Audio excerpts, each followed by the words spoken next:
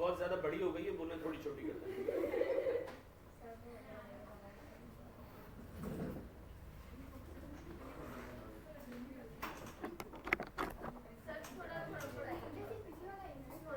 थोड़ा थोड़ा ही पढ़ाऊंगा, आप बेफिक्र रहें।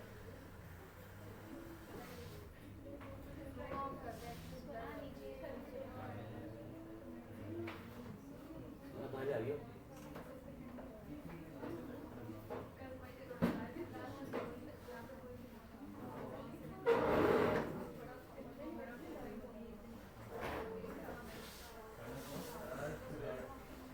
देखो नीचे स्विच है,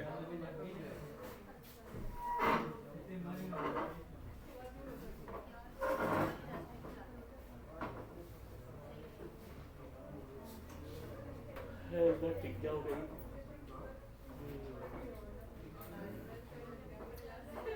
कंडीशनल परफेक्ट की हेडिंग डालिएगा, कंडीशनल परफेक्ट। कंडीशनल सेंटेंसेस कर लिए थे हम लोगों ने, कंडीशनल सेंटेंसेस नहीं किए थे, मॉडल्स कर लिए थे हमने, बस बेहतरीन हो गया, कंडीशनल भी कर लेते हैं।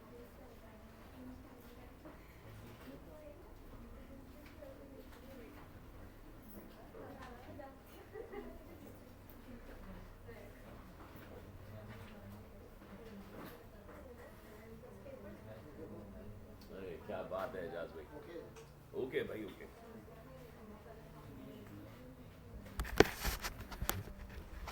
अच्छा कम कम पढ़ना है, बहुत थोड़ा सा। अल्लाह हाफिज।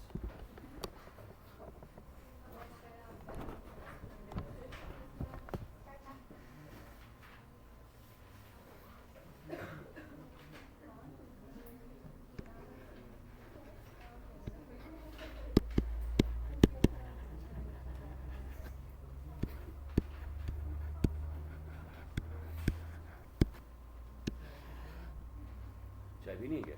कंडीशनल परफेक्ट,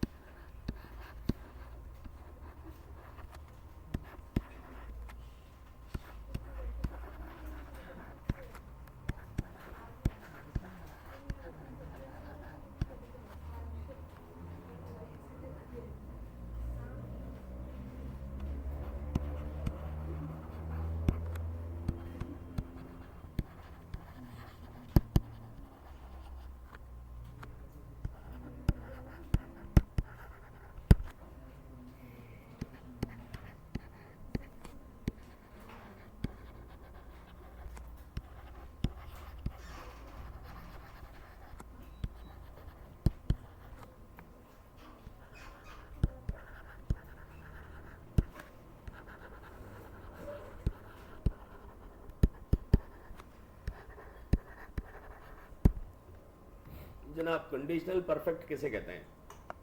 कंडीशनल परफेक्ट का मतलब है पास्ट ऑफ मॉडल वर्ब्स।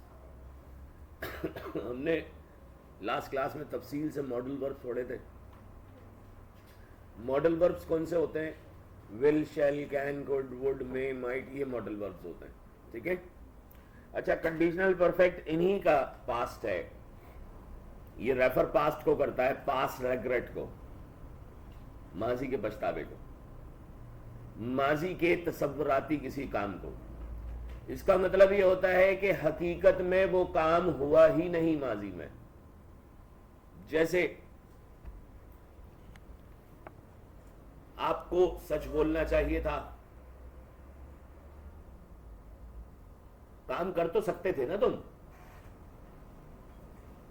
आपको जाना चाहिए था, it means in reality you did not go. आप ये काम कर तो सकते थे ना, it means in reality you did not do this word. Getting my point? अच्छा ये कौन कौन से होते हैं भाई?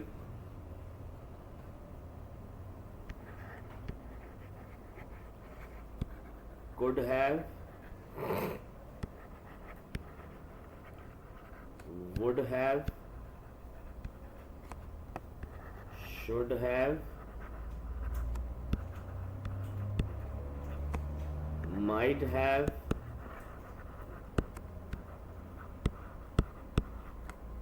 must have.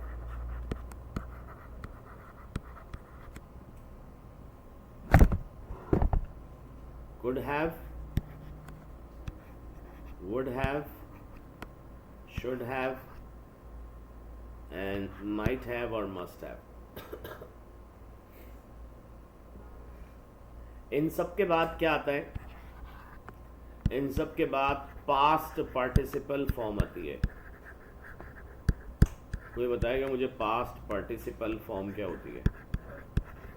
हाँ, very good. Who said this? Nice. और प्रेजेंट पार्टिसिपल फॉर्म कौन सी होती है? हाँ, नहीं पता, चलो बता देता. पास्ट पार्टिसिपल फॉर्म का मतलब होता है थर्ड फॉर्म जो यहां आएगी, और प्रेजेंट पार्टिसिपल का मतलब होता है जनाब आईएनजी फॉर्म.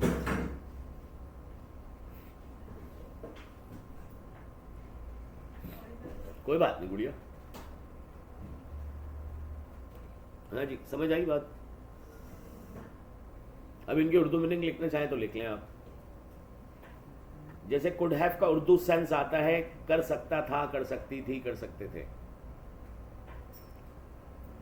वुड हैव का उर्दू सेंस आता है किया होगा. अच्छा, ये किया होगा वाला तो हम मुस्तकबिल में भी इस्तेमाल करते हैं. वो ये काम कर चुका होगा, तो ये तो हम पास में भी. तो फर्क क्या हो जाएगा? वहां विल आ जाएगा फ्यूचर में और पास्ट में वुड. वो अब तक सो चुके होंगे.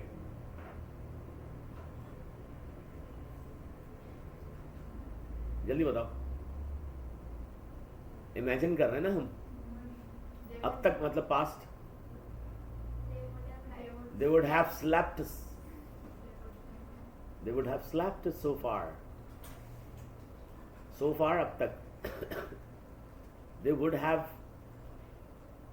ठीक है. अब बताओ, जब आप घर आए तो अम्मी जाग रही, जब यहां आए तो अम्मी जाग रही थी. अब शायद सो गई हो. My mother might have slept. शायद सो गई हो. शायद अम्मी ने घर के कामकाज निपटा लिए हो. ठीक है. मस्ट हैव यकीनन 100% के सेंस में आता है, बट इन पास्ट. स्ट्रक्चर देखिएगा इसका. पास्ट पार्टिसिपल का मतलब अभी बताया, थर्ड फॉर्म. इसका स्ट्रक्चर होगा सब्जेक्ट प्लस सीपी. सीपी मतलब कंडीशनल परफेक्ट. ठीक है, ये रहे सारे. एरो भी बना दिया मैंने. थर्ड फॉर्म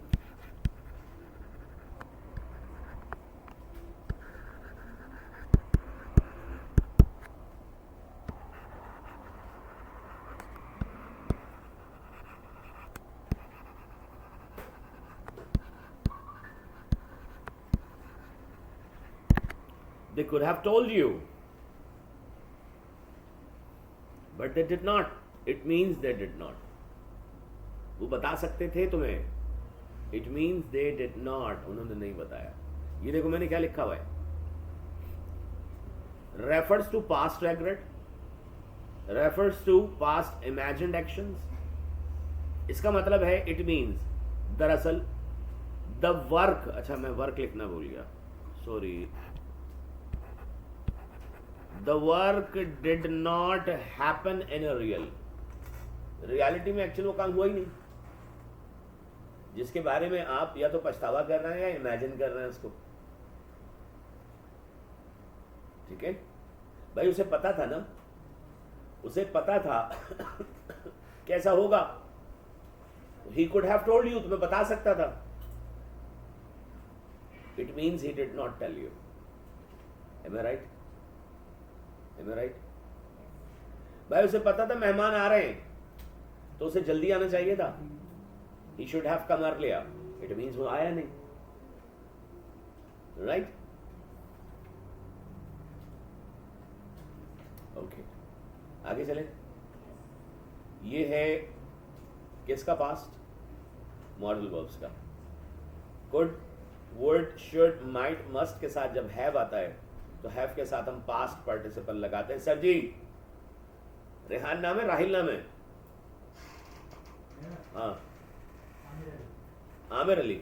अच्छा आमिर भाई, थोड़ा इधर देख लीजिएगा यार, पता मैं कितनी दूर से आया हूँ सिर्फ शक्ल दिखाने के लिए। घर वाले तो बर्दाश्त नहीं करते ना।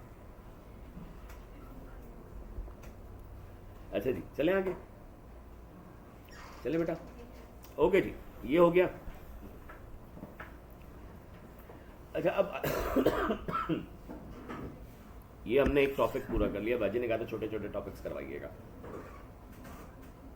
अब आ जाइए आप कंडीशनल सेंटेंसेस पे।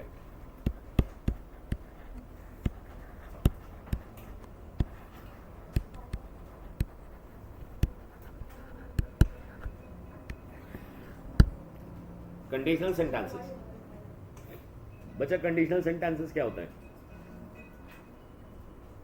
किसका मोबाइल बज रहा है? ऐसा लग रहा है सस्सी पुन्नू की बीट से मुतासिर है। ओह सॉरी, वो बाहर है। सही है, मैं तभी कह रहा था इतना पुराना म्यूजिक मोबाइल में। कंडीशनल सेंटेंसेस क्या होते हैं मेरे बच्चे?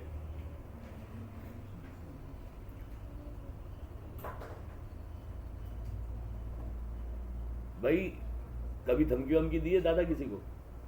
अगर तूने ऐसा किया तो मैं तेरा ना मुंह तोड़ दूंगा। कभी ऐसा किया? बहन भाइयों को तो दे देते ना, हमें पता, उन पे तो सबका बस चलता है, चाहे बड़े हो छोटे हो। बाहर हम किसी को धमकी दे ना दें, बहन भाइयों पे हम खूब रोब जमाते हैं। नहीं ऐसा? अगर कुछ कहा तो अब्बू को बता दूंगा बस। और वैसे भी बहन भाई एक दूसरे के राज रखते हैं। बहरहाल शर्तिया जुमले, कंडीशनल सेंटेंसेस, ये वो जुमले हैं जो उर्दू में, सर थोड़ा गौर से सुनना है, उर्दू में अगर से शुरू होते हैं, अंग्रेजी में इफ से शुरू होते हैं। उर्दू में कहां से शुरू होते हैं? उर्दू में अगर से, और अंग्रेजी में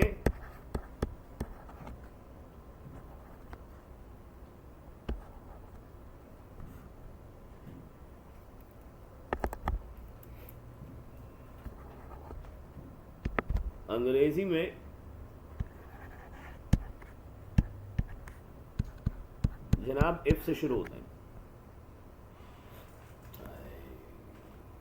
क्या आपने सर जबरदस्त बात बताई, हमें तो पता ही नहीं था, है ना?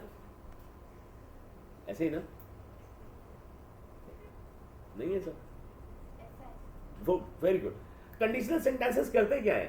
Conditional sentences tells the result. Conditional sentences tell the results. ये हमें नताइज बताते हैं। कौन से नताइज? जो बेस कर रहे होते हैं किसी ना किसी, जो डिपेंड कर रहे होते हैं किसी ना किसी शर्त पर, कंडीशन पर। Getting my point? इसीलिए ऊपर कर रहा हूं मैं, देखिएगा, इसीलिए कंडीशनल सेंटेंसेस का पहला जुमला इफ क्लॉज कहलाता है और दूसरा जुमला रिजल्टिंग क्लॉज कहलाता है।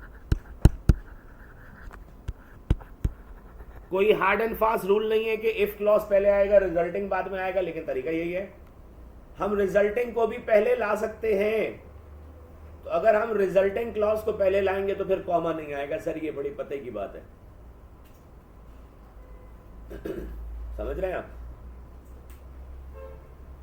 क्या हो गया? अंडा बड्डा सन्नाटा हो रहे हैं सारे, रोजा लग रहा है। चलो 12 बजे खोल लेना, है ना? अम्मी कराती थी ना बचपन में, चिड़ी रोजा। क्या बात है, तुम भी छोटी सी चिड़ी जैसी हो। ओके जी, if clause plus resulting clause.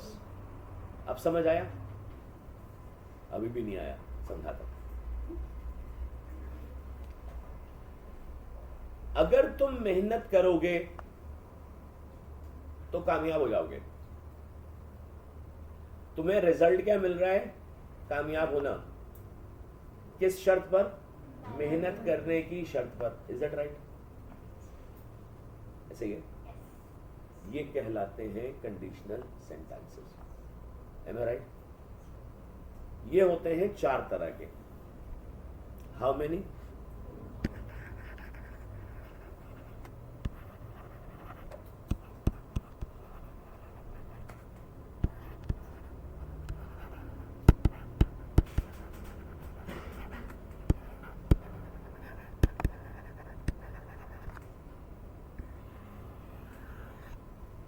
There are 4 conditional sentences.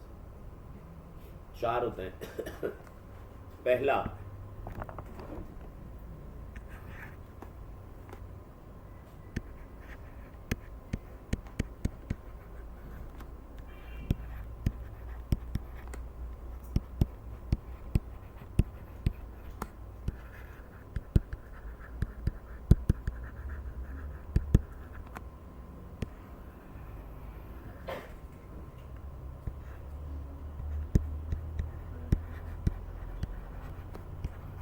इनमें भाई फैक्चुअल स्टेटमेंट आ जाते हैं।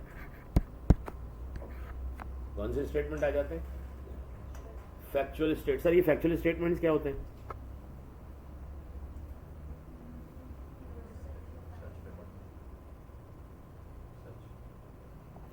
सच पे मबनी। मिसाल के तौर पे पानी,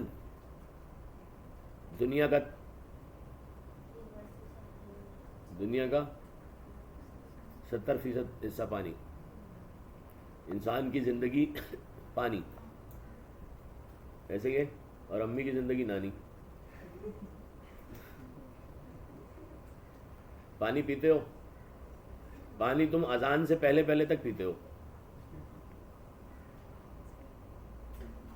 ठीक है? फिर सो जाते हो, फिर उठते हो तो फिर प्यास लग रही होती है। जाओ यार। Okay, come to the point. अगर मैं पानी को 100 सेल्सियस डिग्री पर गर्म करूं तो क्या होगा? अरे वाह, फैक्ट है ये, नेचुरल है ये कहलाता है जीरो कंडीशन, जिसका नतीजा हमें पता है कि यही निकलना है। भाई तुम अगर मेहनत करो, जरूरी तो नहीं है जो तुम नतीजे चाहते हो वो मिले। हो सकता है तुम्हारी तवक्कुआत से बहुत ज्यादा अच्छा मिल जाए इंशाल्लाह। ऐसे ही ना? मैं बोल ही नहीं रहा कोई। चलो मैं तुम्हें वॉइस को दूसरे तरीके से समझा रहा हूं। भाई अम्मी ने तुम्हारा रिश्ता पसंद किया,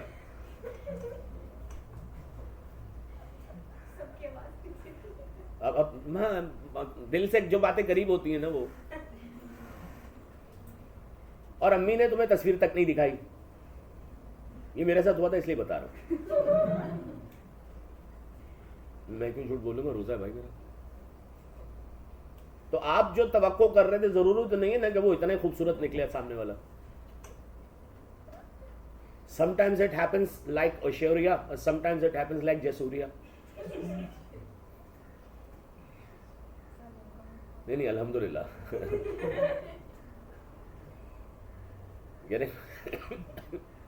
ठीक है, तो ये तो रिजल्ट डिपेंड करता है ना। अब जरा बोलिएगा आप लोग, ऐसे ही है? बोलो ना। हाँ ऐसे ही है। अब पता नहीं ये मैच कर रही थी नहीं कर रही थी, बहरहाल।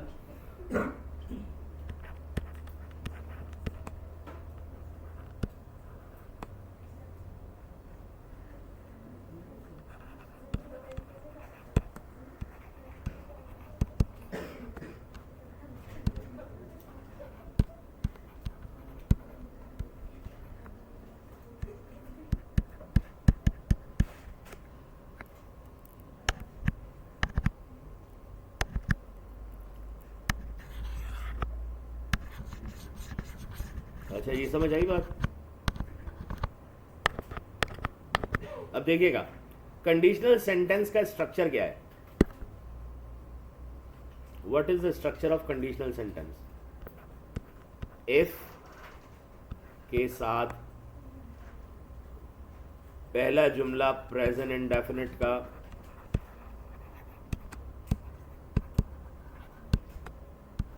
कॉमा प्लस दूसरा जुमला भी प्रेजेंट इंडेफिनिट का। तो जरा गौर कीजिएगा भाई, ये चीजें आपने याद रखनी है स्ट्रक्चर वाइज। इफ के साथ पहला जुमला प्रेजेंट इंडेफिनिट। इफ वाला क्लॉज कौन सा क्लॉज कहलाता है? If clause. और इफ के बाद वाला क्लॉज कौन सा क्लॉज कहलाता है? इसका मतलब ये हुआ कि जीरो कंडीशनल सेंटेंस में, तुम पहले बातें कर लो, मैं ऐश्वर्या को याद कर लेता हूँ। हद हो गई यार, मैं तो पढ़ाने आया ना, ऐश्वर्या को थोड़ी याद करने आया हूँ। कौन है ये ऐश्वर्या? चलो कम से नहीं, वो उस दौर में पता नहीं शायद, हाँ सही है। If plus resulting clause, if clause. अब इफ क्लॉज तो तमाम के तमाम कंडीशनल सेंटेंसेस में आएगा। सर हमें डिफरेंस कैसे पता चलेगा सबका? तो भाई जीरो कंडीशन में इफ के बाद प्रेजेंट इंडेफिनिट आ रहा है और रिजल्टिंग क्लॉज में भी प्रेजेंट इंडेफिनिट आ रहा है। तो टेंसेस के डिफरेंस ने आपको डिफरेंस बताना है कंडीशनल सेंटेंसेस के चारों टाइप्स का। Am I right? अब मैं यहां पे कह रहा था if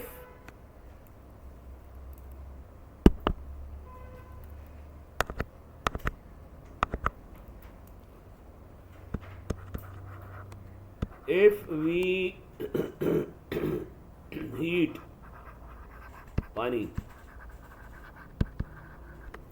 कितने इस पे क्या होगा भाई? नेचुरल है, क्या होगा? नेचुरल है।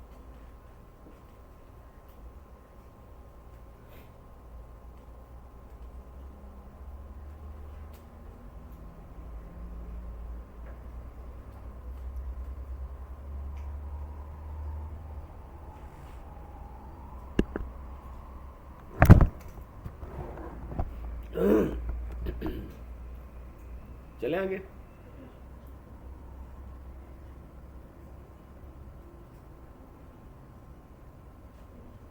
आगे चले मेरा बेटा, आगे बढ़ा दूं इसे। अच्छा, मैं अगर इसको इस तरह से लिखूं, अगर मैं इसको इस तरह से लिख दूं,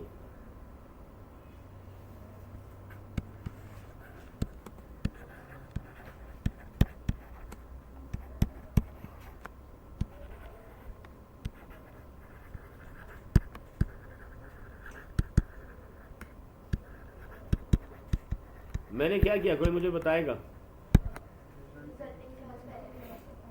अच्छा, जब मैंने रिजल्टेंट क्लॉज पहले लिखा तो क्या कॉमा आया? कॉमा नहीं आया।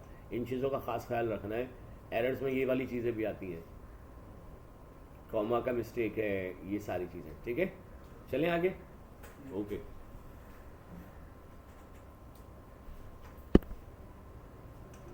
सेंटेंस कंडीशनल टाइप 2, ये कौन सी है भाई?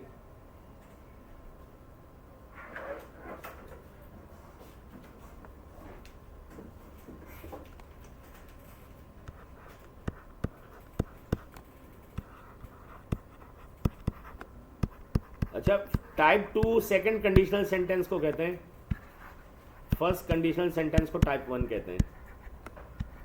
फर्स्ट कंडीशनल सेंटेंसेस सर ये क्या होते हैं? ये होते हैं पॉसिबिलिटी। देखो उर्दू में तो हमें हर चीज यही लगती है ना, अगर ऐसा नहीं होगा तो ऐसा होगा। उर्दू में हमें लगता है सबके सब क्या है? फ्यूचर इंडेफिनिट है। मिसाल के तौर पे अगर तुम सोए रहोगे तो वक्त गुजर जाएगा, ठीक है? उर्दू में दोनों जुमले फ्यूचर लग रहे हैं। अब ये पहला वाला भी देख लो, अगर हम पानी को गर्म करें या अगर हम पानी को गर्म करेंगे 100 सेल्सियस पर तो ये उबलेगा। तो सर उर्दू में तो हमें कोई भी फर्क नहीं लग रहा, तो उर्दू का फर्क तो हमने देखना भी नहीं है। उर्दू का पेपर देने जा रहे हो, सेंस पकड़ो इसका। सेंस तुम्हें क्लियर बताएगा कि टेंस की टाइप कौन सी है, सेंटेंस की टाइप कौन सी है। ठीक है, अब पॉसिबिलिटी का मतलब होता है मुस्तकबिल। भाई पॉसिबिलिटी किससे रेफर करती है उमर भाई? पॉसिबिलिटी किसको रेफर करती है? मुस्तकबिल को। मुस्तकबिल में कोई भी शय कामयाब होना, सॉरी कोई भी शय मुमकिन होना। ठीक है, मिसाल के तौर पे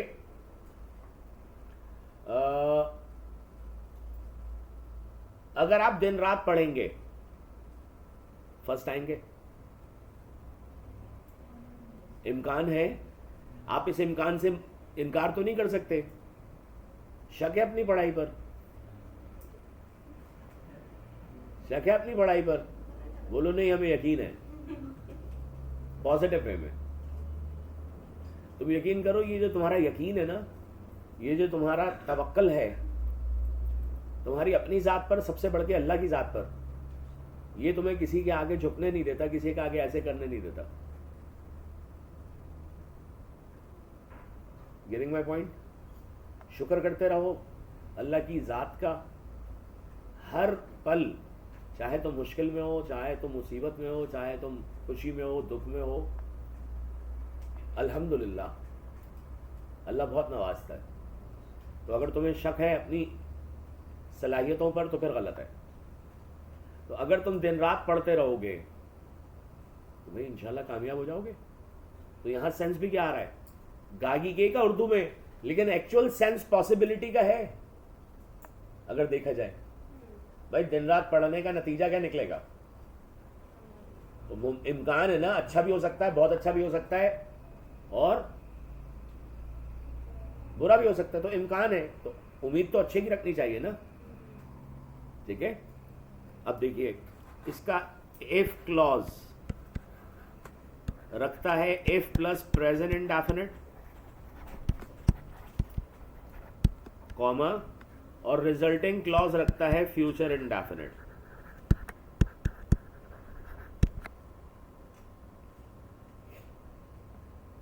डिफरेंस आ गया?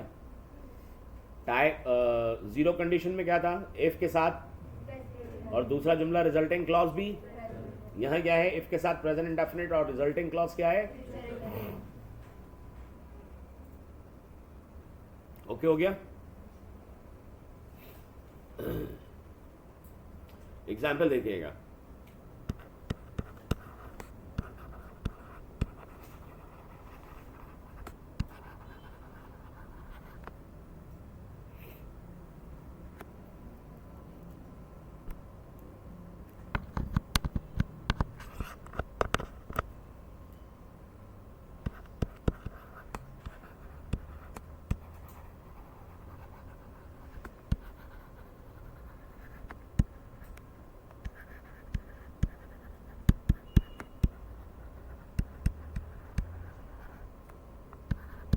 और मैं इसको कैसे लिख सकता हूं?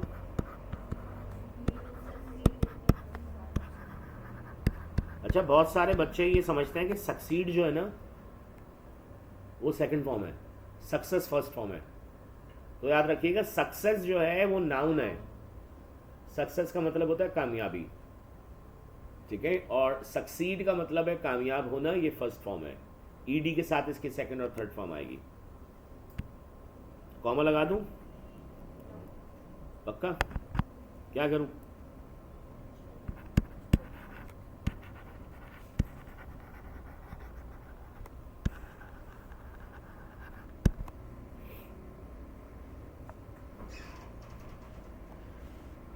अगर तुम मेहनत करोगे तो क्या कामयाब हो जाओगे?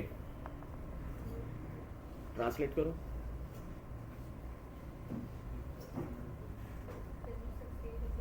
Very good. Will you succeed if you work hard? That's nice. ठीक है, तो क्वेश्चन में भी बन सकता है ये। अगर तुम कामयाब हो गए तो क्या करोगे? Am I right? अच्छा जी, थर्ड पे हमारे पास क्या है? एक्चुअल थर्ड पे हमारे पास सेकंड कंडीशनल है, टाइप 2 कहलाती है। आपने फर्स्ट ईयर की इंग्लिश में भी टाइप 2 पढ़ी है, मैट्रिक में भी टाइप 2 पढ़ी है।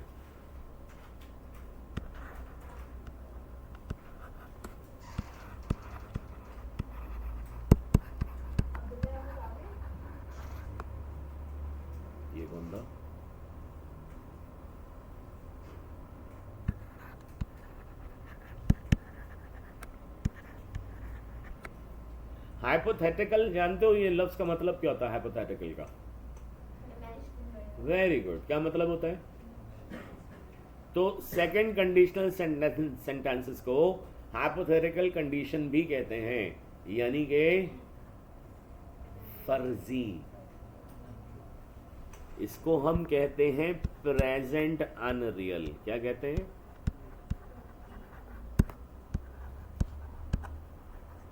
अनरियल का मतलब क्या है? जिसका रियलिटी से कोई ताल्लुक ना हो,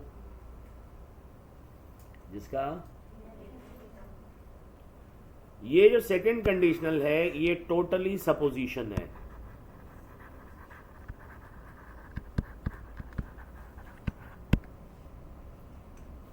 ठीक है जी। अगर आपने फर्स्ट कंडीशनल उतार लिया हो तो मैं इसको ऊपर कर दूं बॉयज, चले ऊपर।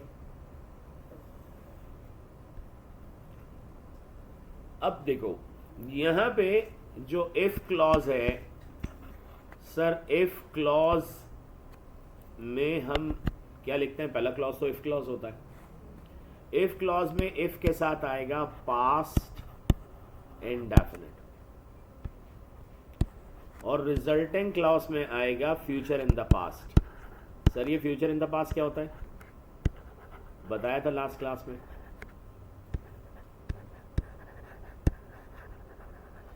भाई विल नहीं आएगा, वुड आएगा।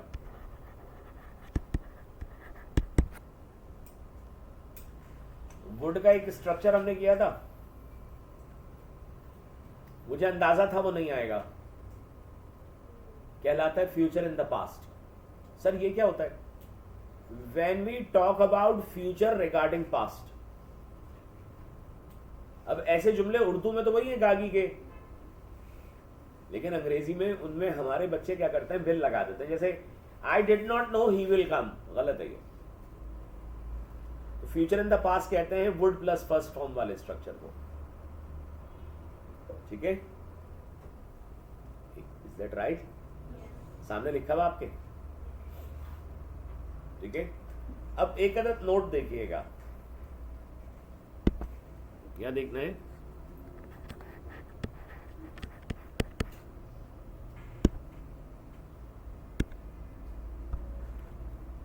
सर ये नोट क्या है?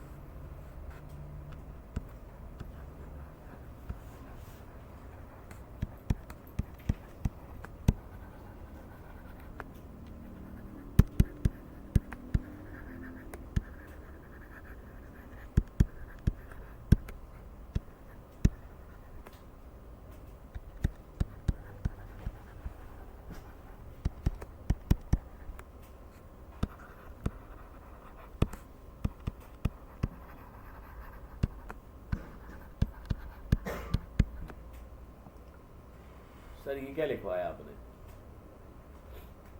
मैंने वर्क लिखवाया है। सर वर क्यों लिखवाया आपने? पास्ट इंडेफिनिट का मतलब क्या वर होता है? जल्दी बोलो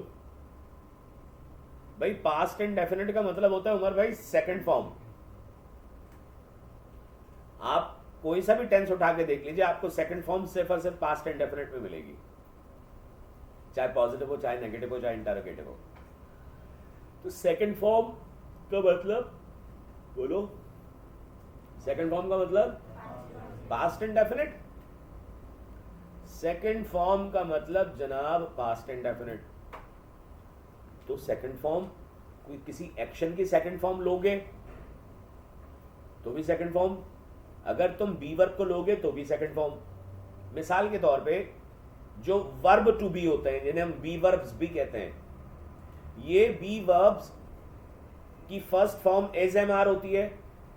पैसिव वॉइस में पढ़ा था? नहीं पढ़ा था? और सेकंड फॉर्म क्या होती है? Was verb. मैं भी तो वही बात कर रहा हूं कि अगर यहां बी वर्ब इस्तेमाल हुआ तो वॉज नहीं होगा, सिर्फ वर्ब होगा तमाम सब्जेक्ट्स के साथ। अब समझ आई बात मेरी? नहीं आई? चलो मैं भी बता देता हूं।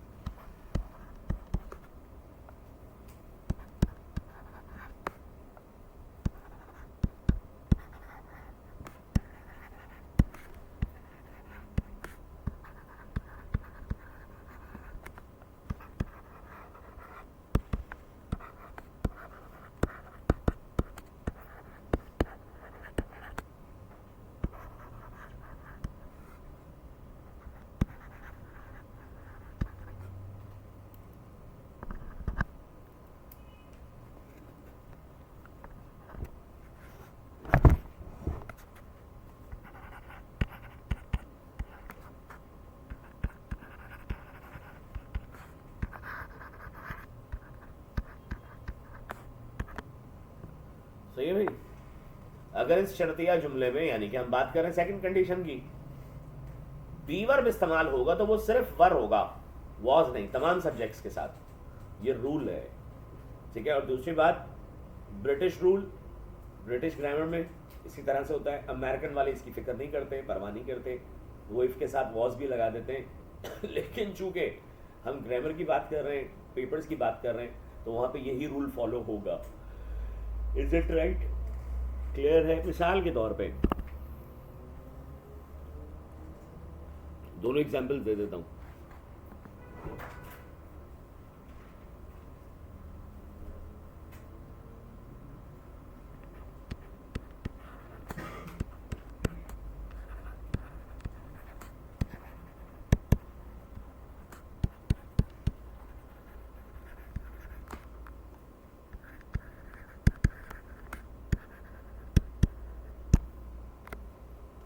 इमेजिन अनरियलिटी, ना वो यहां है, ना मैं उसे देखूंगा, मुझे पता है ना वो यहां नहीं है, भाग गया है, दफा हो गया है, ठीक है। और मुझे पता है, सबको पता है, सिर्फ भरम नहीं मारता। अगर ऐसा होता है, ऐसा जाएगा, दैट भरम इज एक्चुअली कॉल्ड राइट। अच्छा, इसका दूसरा जुमला, दूसरी एग्जाम्पल देखिए। इफ आई वर यू, अगर मैं तुम्हारी जगह पर आ जाऊं, या अगर मैं तुम बन जाऊं, ऐसा मुमकिन है कि तुम इमरान सरदार बन सकते हो? नहीं, क्योंकि अल्लाह ने जो तुम्हें बनाया बेहतरीन बनाया है, और जो इमरान सरदार को अल्लाह ने बनाया वो भी बेहतरीन बनाया है, ठीक है। तो कोई ना कोई ऐसी यूनिकनेस तो है हर इंसान में, क्योंकि हर इंसान अल्लाह का रंग है, जो उसको दूसरों से क्या करती है, मुनफरिद करती है। बाकी उसकी अपनी अलकसी है, अपनी सुस्ती है, अपनी काहिली, अपनी अकल उसकी, जो उसे दूसरों के सामने अच्छा या बुरा बनाती। If I were you, I would teach him a lesson.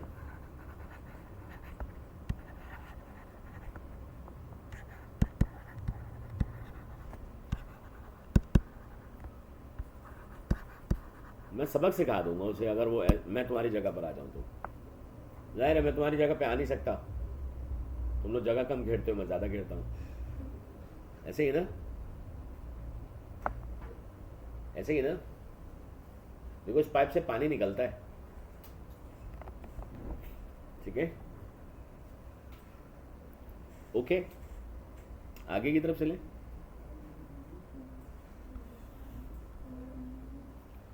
चले थर्ड कंडीशनल की तरफ।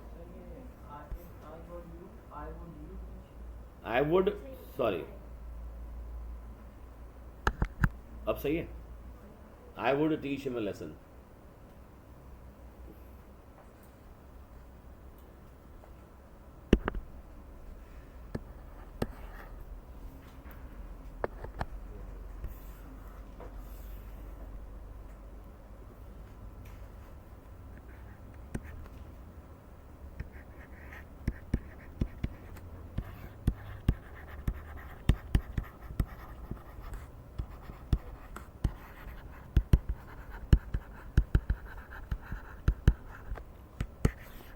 सर थर्ड कंडीशनल सेंटेंसेस क्या होते हैं सर?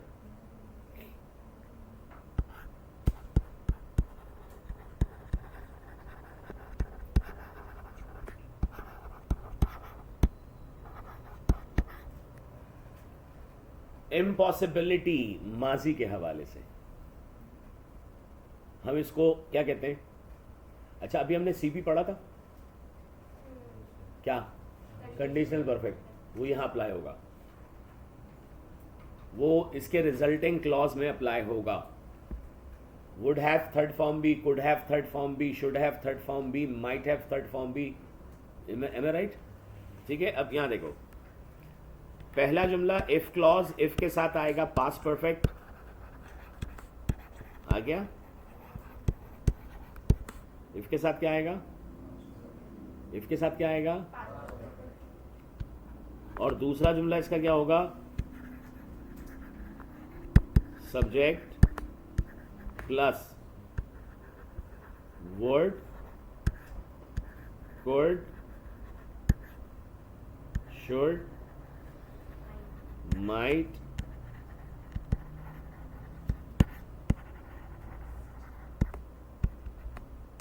have third form.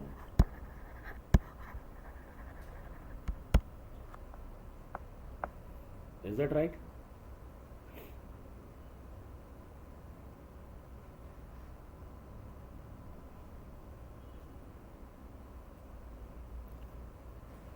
इसका एक और स्ट्रक्चर भी है, विदाउट इफ.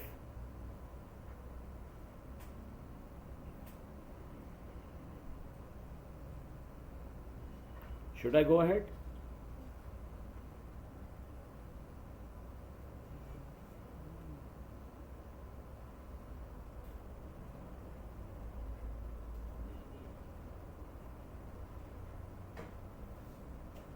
ओके. अच्छा, अभी सेकेंड ईयर के पेपर देने जा रहा हूं इंशाल्लाह. तो सेकेंड ईयर में सेक्शन B1 जो है आपका, मॉडल पेपर यकीनन आपने कर लिया होगा. सेक्शन B1 में एक सवाल आता है, 13वां या 14वां सवाल है, कंप्लीट द कंडीशनल सेंटेंसेस. ठीक है.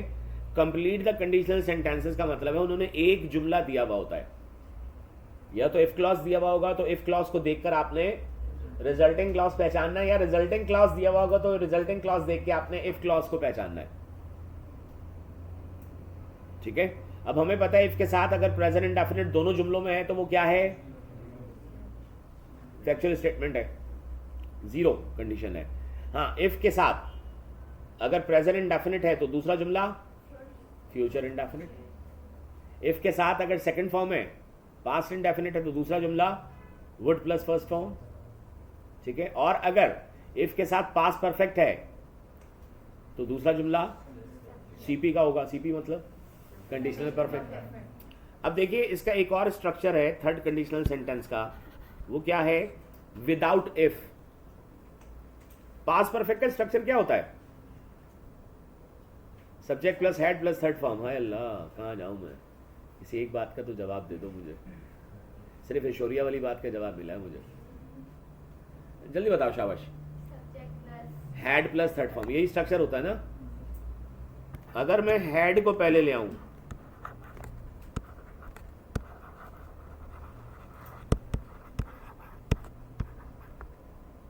क्या क्या थर्ड फॉर्म, भाई यही स्ट्रक्चर होता है ना. बोलो. यहां उसूलन क्या आना चाहिए, क्वेश्चन मार्क.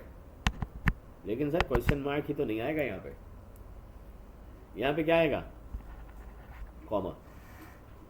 और दूसरा जुमला एज इट इज किसका उतर आएगा, जैसे ऊपर लिखा हुआ है. मैंने शॉर्ट फॉर्म में लिख दिया, या पूरा लिख दूं, जरूरत तो नहीं पूरा लिखने की. अब देखिए example,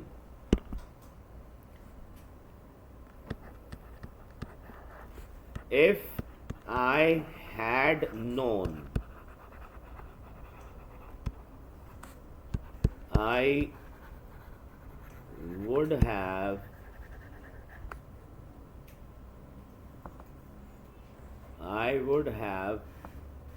told you. I could have told you. I should have told you. ठीक है. I might have told you. तो इसको मैं इस तरह से भी लिख सकता हूं, had I known, I would have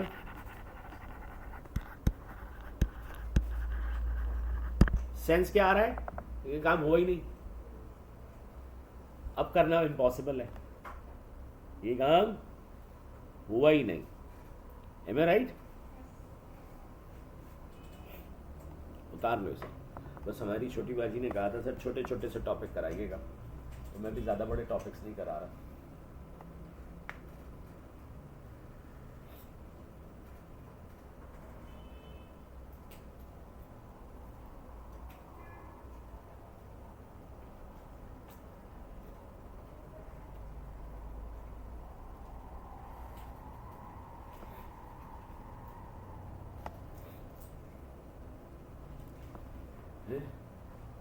ये टाइम कट क्यों नहीं रहा?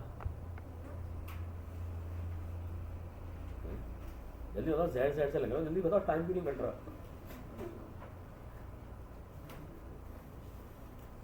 अभी तक 11:30 भी नहीं हुए। मेरी गुड़िया समझ आ रहा है? अभी बॉयज गुड, चले आगे। अच्छा ये बताइए मुझे, फॉर्म्स ऑफ वर्ब कितनी होती हैं?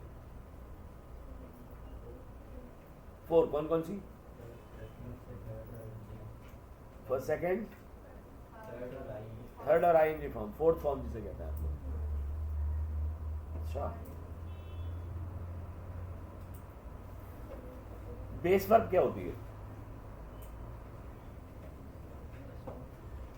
Actual form of verb is called base verb. क्या कहलाती है? Actual form of verb is called base verb. उसी बेस वर्ब से फर्स्ट फॉर्म भी निकलती है, सेकंड फॉर्म भी निकलती है, थर्ड फॉर्म भी निकलती है। उसी बेस वर्ब से आईएनजी फॉर्म भी निकलती है। जैसे अब इसके दूसरे लफ्जों में डिक्शनरी फॉर्म भी कहते हैं। भाई आप लोगों ने तो हर डिक्शनरी पढ़ी है कभी? देखिए, डिक्शनरी का मतलब क्या होता है? डिक्शनरी का लफ्ज जो है वो डिक्शन से निकला, DICTION। डिक्शन का मतलब होता है स्टडी ऑफ वर्ड्स चॉइस, लफ्जों के इंतखाब का मुतालिया। सुना है कभी? चलो अब सुन लिया ना, अल्हम्दुलिल्लाह। तो डिक्शन से डिक्शनरी निकला। डिक्शनरी आप लोगों ने देखी कभी? कभी सर्च किए हैं अल्फाज उसमें से? तो उसमें जो वर्ब्स आपको मिलते हैं ना, वो बेस वर्ब, बेस फॉर्म में मिलते हैं। ठीक है, गेटिंग माय पॉइंट? जैसे बी वर्ब की बात करता हूं, मैं बी वर्ब को बी वर्ब क्यों कहता हूं?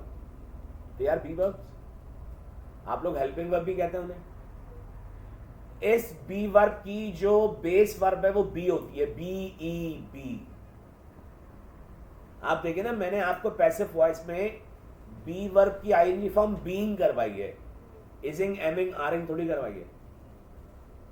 भाई आप कहते हैं ना फर्स्ट फॉर्म के साथ आईएनजी लगा दो, फर्स्ट फॉर्म के साथ थोड़ी आईएनजी फॉर्म लगती है।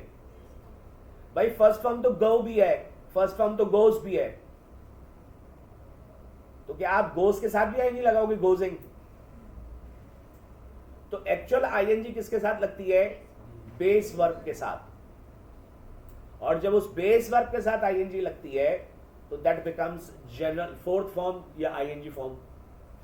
तो आपने कभी देखा कि इज के साथ आईएनजी लग रही हो, इजिंग, एमिंग, आरिंग? तो गलत है ना, एब्सोल्युटली रॉन्ग, कोई लफ्ज ही नहीं है ऐसा। तो आईएनजी किसके साथ लग रही है? बेस के साथ। तो बेस क्या है? अब हम कहते हैं यार गो भी तो फर्स्ट फॉर्म है ना, बिल्कुल है। जब हम लफ्ज गो को टेंस में इस्तेमाल करते हैं तो जनाब ये फर्स्ट, सेकंड, थर्ड आईएनजी में आ जाता है। लेकिन जब हम इसको कमांड में इस्तेमाल करते हैं, ऑर्डर में इस्तेमाल करते हैं, रिक्वेस्ट में इस्तेमाल करते हैं, एडवाइस में इस्तेमाल करते हैं, तो जनाब बेस फॉर्म इस्तेमाल होती है। Be honest with your studies. क्या कह रहा हूं? Be honest with your studies. मैं थोड़ी कह रहा हूं are you honest with your, are honest with your studies. Are honest थोड़ी कह रहा हूं, इज ऑनेस्ट थोड़ी कह रहा हूं। तो कमांड में, ऑर्डर सेंटेंसेस में या हम इनके लिए एक लफ्ज इस्तेमाल करते हैं इन जुमलों के लिए, वो कहलाता है इम्पेरेटिव्स। करवाया था। इम्पेरेटिव्स का मतलब होता है ऑर्डर सेंटेंसेस, और इम्पेरेटिव्स का मतलब होता है रिक्वेस्ट सेंटेंसेस, इम्पेरेटिव का मतलब होता है advice sentences. Command, base, is that right? बोलो, क्लियर है? तो अब आईएनजी फॉर्म किसके साथ लगती है? फर्स्ट फॉर्म के साथ नहीं, ठीक है? क्योंकि अगर फर्स्ट फॉर्म के साथ लगती है तो भाई फिर कम और कम्स दोनों फर्स्ट फॉर्म है, तो कमसिंग भी लगाओ। वांट एंड वांट्स दोनों है तो वांटसिंग भी लगाओ। हैव और हैज दोनों है, फर्स्ट फॉर्म तो भाई हैजिंग और हैविंग भी लगाओ, हैज हैव की बेस वर्ब तो हैव है, लेकिन फर्स्ट फॉर्म हैव भी है हैज भी है सिंगुलर प्लूरल के हिसाब से। तो अगर आप आईएनजी फॉर्म फर्स्ट फॉर्म के साथ लगाना चाहते हो तो फिर वो हैजिंग भी होना चाहिए, लेकिन है नहीं। ये आईएनजी लगती किसके साथ है? बेस वर्ब के साथ। M I right? क्लियर है सर? उमर भाई ऑल क्लियर? बाजीज, वो दो बाजियाँ हमारी बैठी हैं पीछे, तीसरी भी, चौथी भी, पांचवी भी, किसी बाजी के साथ क्या मसला? कोई इशू?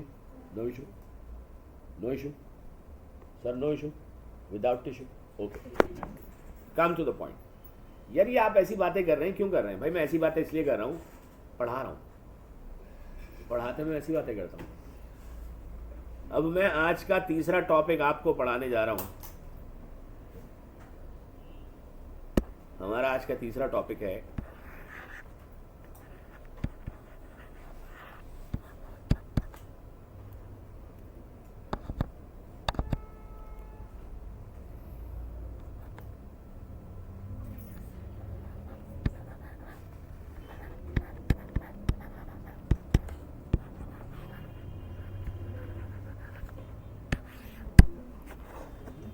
क्या लिखा हुआ है? Subjunctive mood. लिखो जल्दी से।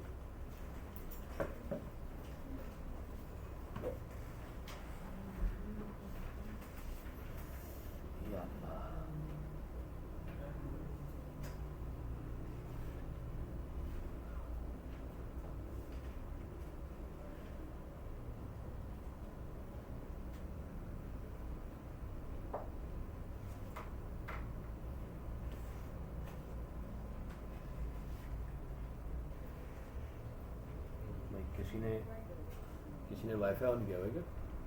हॉटस्पॉट? ये इतना अच्छा कोई भी नहीं है।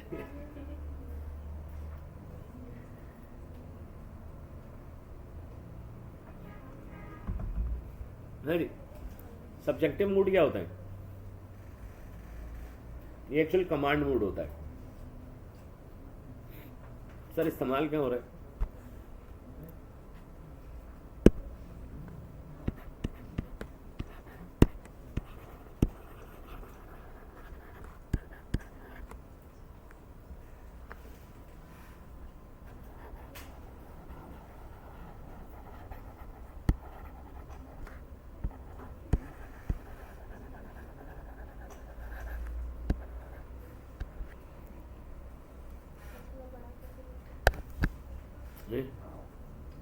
नहीं नजर आ रहा, बड़ा कहना नहीं, किसी ने भी बोला हो। मेरे कौन से अब्बू के पैसे लगेंगे भाई? क्यों भाई, सही कह रहा हूँ?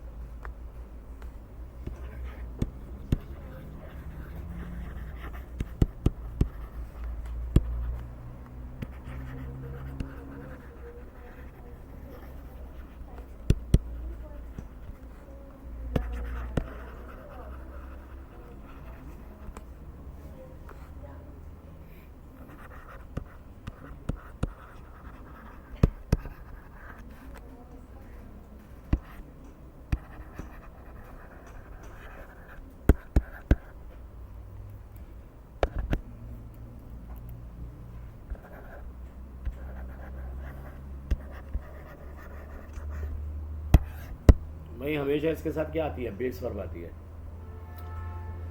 जब हम किसी को सजेस्ट कर रहे हो, रेकमेंड कर रहे हो, डिमांड कर रहे हो, नेसेसिटी बता रहे हो, इंपॉर्टेंस बता रहे हो, ठीक है? राइट? मुझे लग रहा है ये भी जल्दी खत्म हो जाएगा, है ना? छोटे छोटे से टॉपिक, छोटे छोटे। देखो गुड़िया, तुमने तादाद का नहीं कहा था ना। डोंट मेक मी पाबंद। हो गई नहीं? क्लियर हो गया? अब देखो,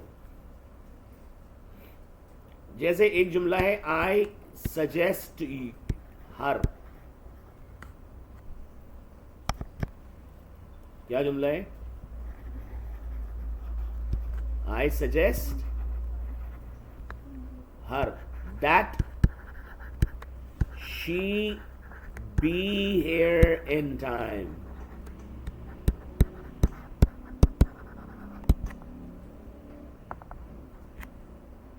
वैसे तो यहां होना चाहिए था शी इज, ऐसे होना चाहिए था ना, लेकिन ऐसे नहीं है. सब्जंक्टिव मूड में इज एम आर नहीं आता, फर्स्ट फॉर्म नहीं आती. सब्जंक्टिव मूड में आती है बेस वर्ब. ठीक है. जैसे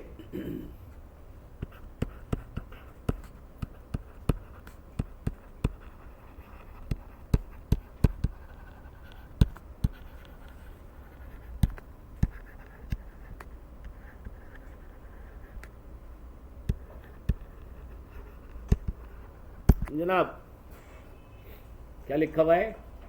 it is important that he come, बोलो, ही कम अर्लियर. तो यहां तो कम्स आना चाहिए था, लेकिन अगर मैं इसको इस तरह से लिख दूं, मेरा बेटा जरा गौर से देखना,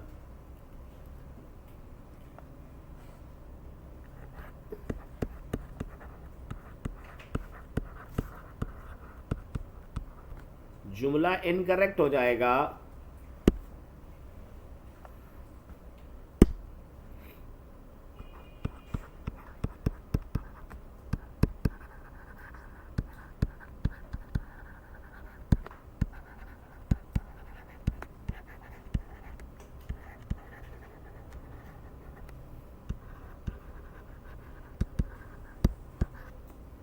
समझ आई बात? Is that right? अब मुझे पूरी लिस्ट याद नहीं है इसकी, मैं आपको लिस्ट लिखवा देता हूं.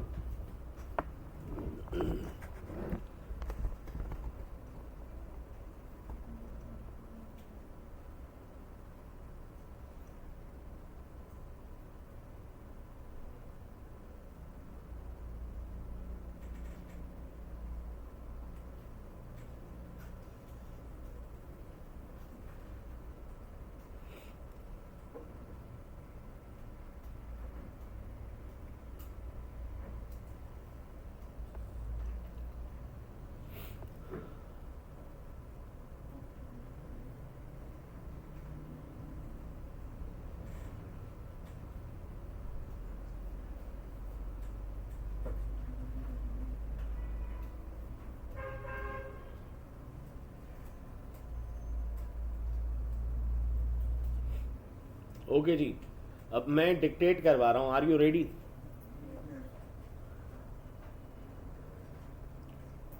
वर्ब्स दैट, हेडिंग डालिएगा, verbs that take subjunctive. Verbs that take subjunctive. Verbs that take subjunctive.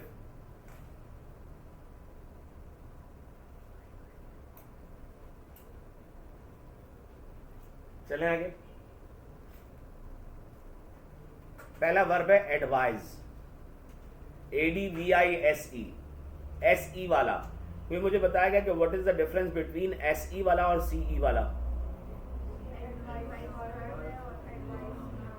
कौन सा वाला नाउन है? CE वाला.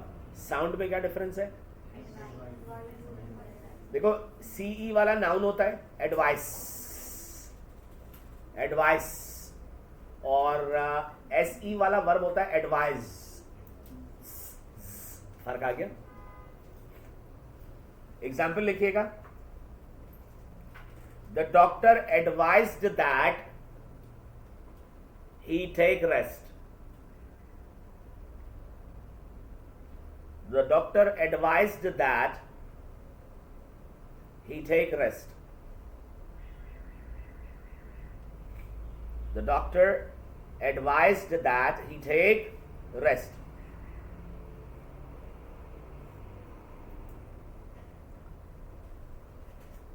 Command. Command. COMMAND. Command. The officer commanded that. The officer commanded that.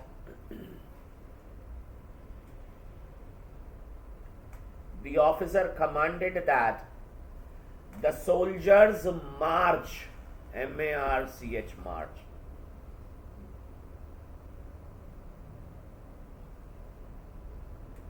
Number 3 पे demand.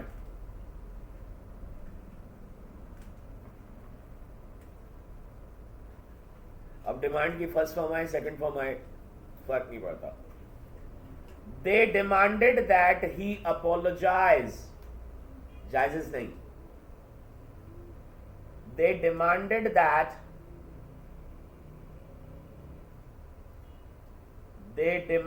That, he apologized, APOLOGIZE, APOLOGIZE.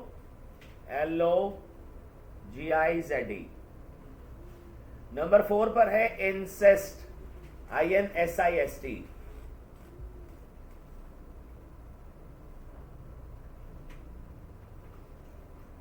She insisted that he pay the fee.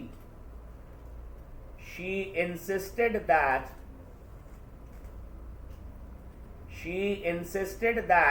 he pay the fee.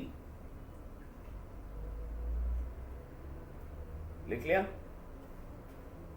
Number 5 लिखेगा recommend,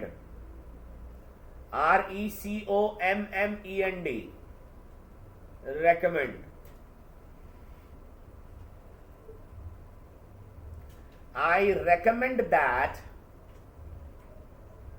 I recommend that she apply now. I recommend that she apply now. लिख लिया. उसके बाद लिखेगा request, number 6.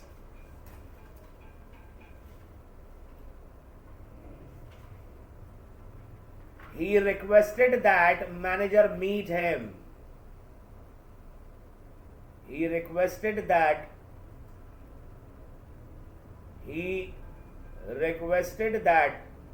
manager meet him. The manager meet him. Number 7 we have got suggest.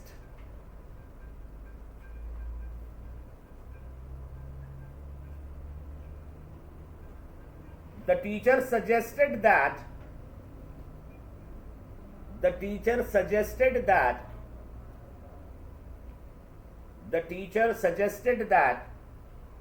he study harder.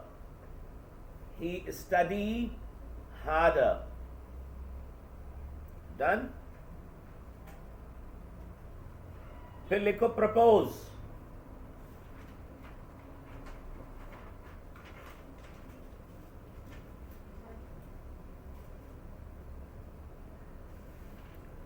They proposed that the rule change.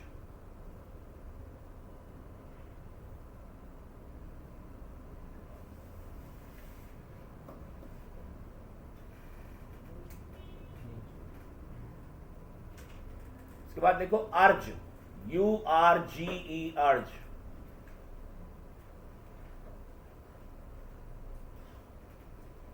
उकसाने के sense में भी आता है, पॉजिटिव वे में. URGE, अर्ज. एग्जाम्पल लिखिएगा. We urge that he act quickly. We urge that he act quickly. Done.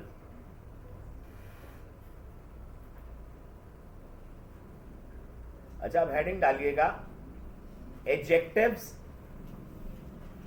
Heading है ये, adjectives / expressions that take subjunctive.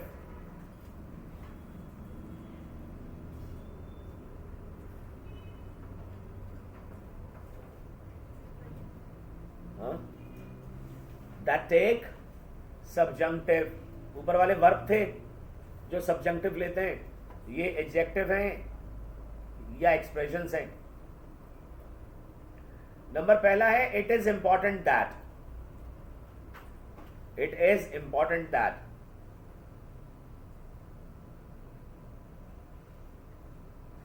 लिख लिया? अब एग्जाम्पल लिखो। अच्छा, इट इज इंपॉर्टेंट दैट के आगे एलिप्सिस लगा दो, वो 3 नुक्ते होते हैं ना, डॉट डॉट डॉट, एलिप्सिस लगा दो, ये जुमला जारी है। एग्जाम्पल लिखिएगा, it is important that he come on time, it is important that he come on time.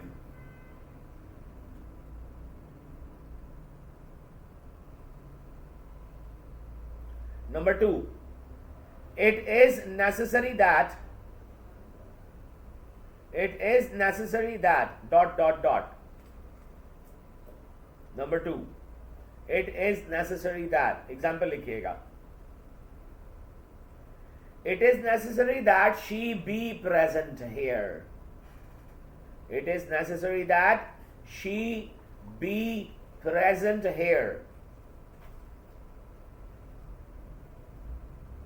दो हो गए। Number 3, it is essential that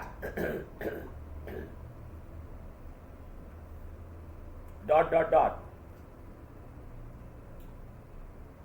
example लिखिएगा, it is essential that he finish the work,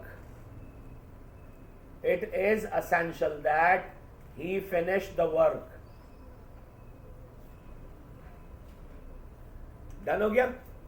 number 4, it is vital that dot dot dot, ये heading है, it is vital VITAL, it is vital that dot dot dot. Example लिखो, it is vital that she attend the meeting, it is vital that she attend the meeting.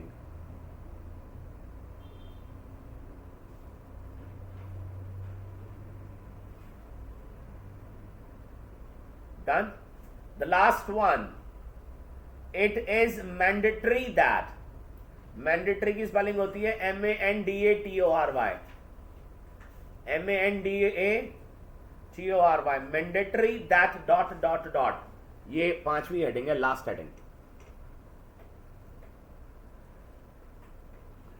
It is mandatory that, it is mandatory that every student wear uniform, it is mandatory that every student wear WEAR, every student wear क्या? Uniform. अब बताओ मेरे बच्चे, clear है? एक छोटी सी exercise है, वो मैं अभी आपको भिजवा देता हूँ, अभी आती है, अभी सर राशिद तो है नहीं, देखते हैं, ठीक है? तो ऑल इनफ, क्लियर है? हाँ छोटी बाजी, बताइए, एनी प्रॉब्लम? Okay man. तो फिर इंशाल्लाह अगली क्लास में ज़िंदगी बखैर आपसे मुलाकात होती है। टिल देन अल्लाह हाफिज़, अस्सलाम वालेकुम। अल्लाह तबारक व तआला आप सबको भाई खुश रखे अपने खर्चे पे। या छोटी बाजी आप उधर आ जाए, मुझे यहाँ से गुजरना है ना, मेरी जगह कम पड़ जाएगी। ठीक है, बहुत बहुत शुक्रिया।